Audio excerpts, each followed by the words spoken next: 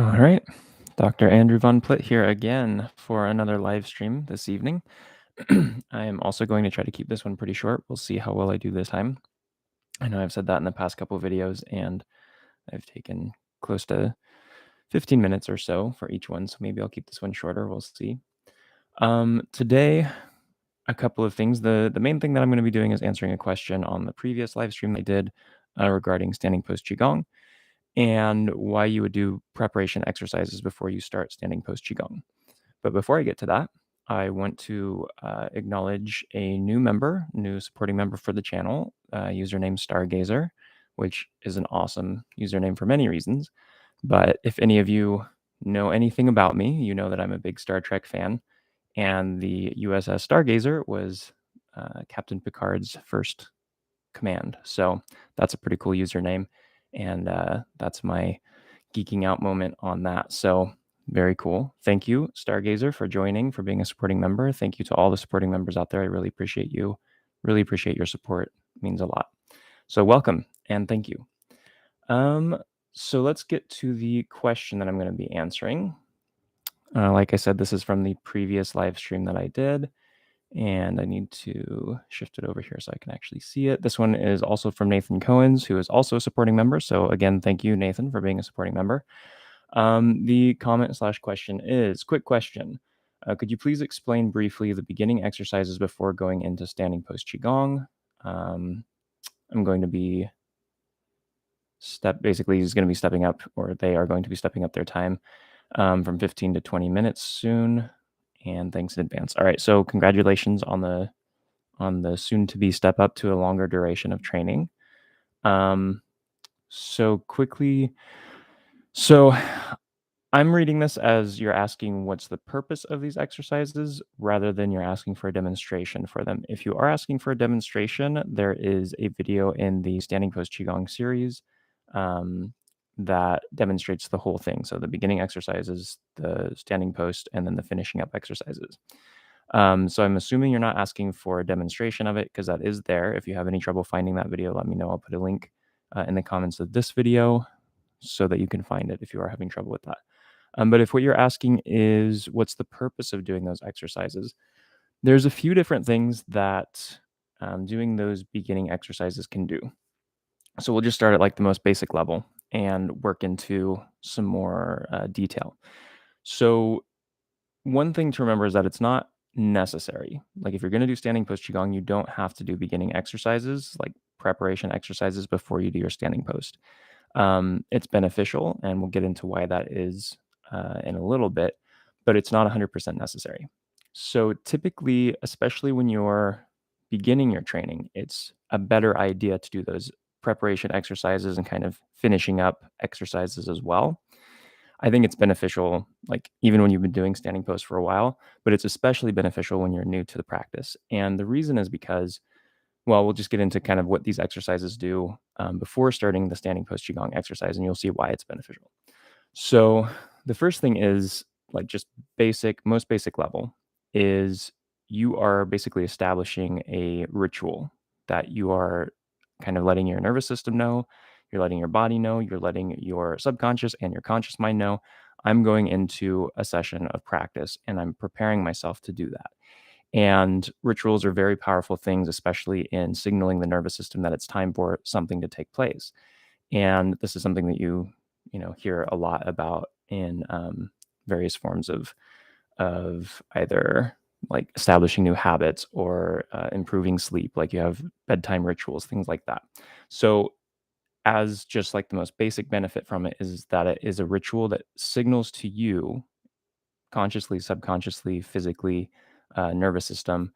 All of this is signaled it's time to go into training phase, training mode. So that's kind of like the most basic aspect of it. It's getting you ready, prepping you to actually go into your training. So that's one thing. Another thing that it does is it brings your awareness to the areas that are kind of most important when you're doing your standing post. Excuse me. Hopefully Kermit doesn't come back for this video. I did not bring something to drink this time, unfortunately. But yeah, so when you're doing your standing post, the most important place to be aware of to develop, to do your standing post training from is your lower dantian. So if you are still in everyday mode, you just came from work, you just came from school, you just came from whatever it is that you were doing with your day, and you're going to jump into standing post Qigong, and you don't have a signal to kind of tell your body it's time to shift gears, and you don't have a way to kind of focus your mind and focus your intent where it should be for your standing post. As soon as you start your standing post, it's going to probably feel a little scattered. It's not going to be quite as useful, quite as focused, quite as beneficial as it could be if you had something to get you into that mode going into it. So, like I said, the ritual aspect gets you into the mode. The focus, oh, that's not a good sign. We might be going, might be cutting this even shorter than I thought. So, the the added benefit, especially so the exercise that I teach with this is where you cross your hands over your lower belly and you start with just focusing, not necessarily like hard focus on the lower belly, but you bring your awareness to your lower belly, to your lower dantian as you stand there and breathe. And as you're doing that, pardon me for just a second. Um, okay, I'm back. All right. So as you're doing that, you're basically setting the intent, the focus of like the foundation of your standing post is your lower dantian, right? If it like all of Tai Chi kind of comes from there. And so when you're doing that focused breathing before you even get into standing post and you bring your attention to your lower dantian, it basically starts to prep your energy system, I guess you could say, um, to have its focus, have its intent in the right place. So that's another thing. And then you add on to that the next exercise, which is you go from just standing and focusing on the lower belly with the hands crossed on the lower belly into breathing in, squatting down, breathing out, standing up. And as you do that, as you breathe in, your intent is drawing into the lower dantian. And as you breathe out and stand up, you have the intent of either solidifying what you just brought into the lower dantian, bringing it in tight, and solidifying and condensing it there. Or you can have the intention of bringing into the lower dantian, and as you come up, you kind of expand from there into the whole body and fill the body. So there's some options that you can have there, but it basically brings you to that place of where your focus should be, where your intent should be, and it primes you for when you go into your standing post instead of just starting cold turkey. So that's really the purpose of doing that. And the end exercises are similar. You basically have been standing for a while, and it's time to come out of that and go back into the real world. And so you can just stop and go back to daily life, go back to the real world. But it's good to have another ritual or something that kind of keys the body and the nervous system that's time to wind down and it's time to move on to the next thing that you're going to be doing with your day.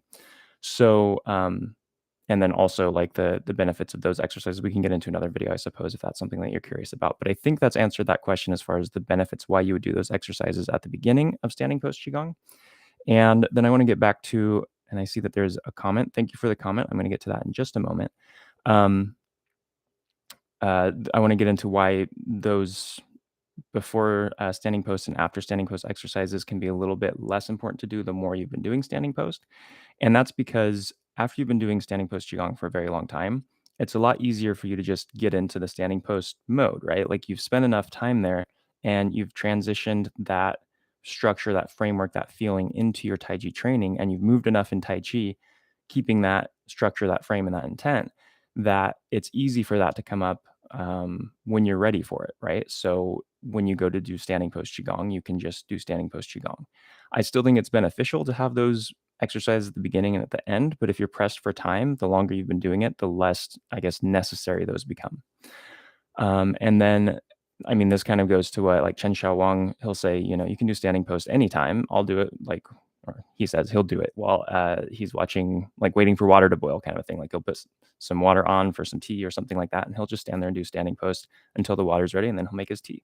So it's something that you can just, do it at the drop of a hat. You can do when you have time. You can do in little segments like that through the day whenever you have a chance.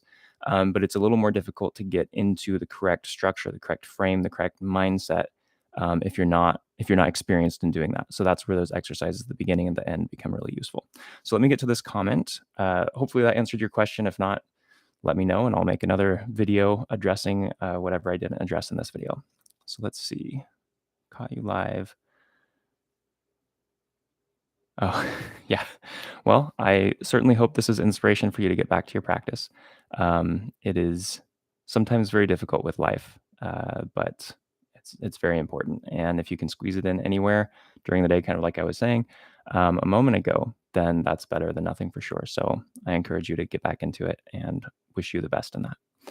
So that is basically what I was wanting to say in this video. Let me check real quick to see if there are any new comments to address on any videos. I do not see any. If anyone watching has any questions or comments, please feel free to drop them in the comment section. Otherwise, I'm going to go ahead and wrap this up pretty quickly here. So I hope that answered the question. I hope that is beneficial for all of you watching this. To basically see how those exercises play into your training and what they can do for you. So, wishing you all the best in your training. Thank you for your interest in Tai Chi, your interest in Qigong, and your enthusiasm about those things. Thank you again to all the supporting members for supporting this channel and all the subscribers for subscribing. I appreciate all of you and your enthusiasm. So, I will see you again soon, and I wish you all the best. Have a wonderful evening.